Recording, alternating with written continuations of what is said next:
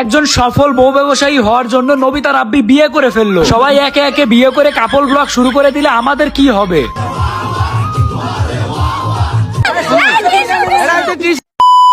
সকাল সকাল আম্মুর দোয়া নিয়ে বের হয়ে গেলাম বিয়ে করতে, এই থুকু বিয়ে খাইতে। সবাই হয়তোবা বুঝেই গিয়েছেন টিকটক আর সেলিব্রিটি নবিতা রাব্বি সে নতুন নতুন কাপল ব্লগ শুরু করবে।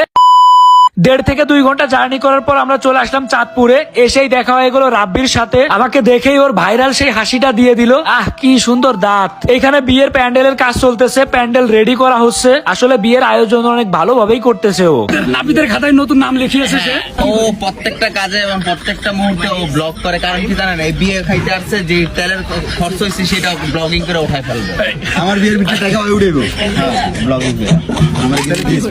তোমার কি কোনো সমস্যা আছে? 10% সমস্যা না, 10% দিলে বেকার যুবক যারা বেকার তাদের সাথে আমি কথা বলি না। দূরে থাকে।